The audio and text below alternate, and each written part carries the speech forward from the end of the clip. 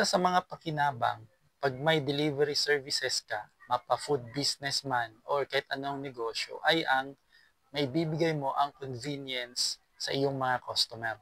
Noon pa man, meron na po itong delivery services sa iba't ibang negosyo.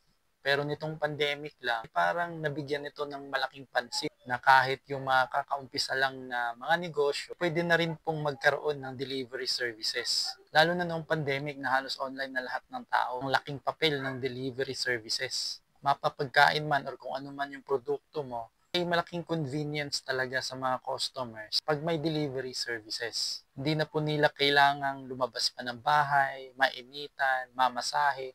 Pag may kasamang delivery services ang negosyo mo. Kahit po after pandemic, ang mga tao ngayon ay nasa online na, umu-order sa halos lahat. Kaya malaking tulong po sa negosyo pag may delivery ka, mapa-free man or may mga minimal charges para sa delivery fee.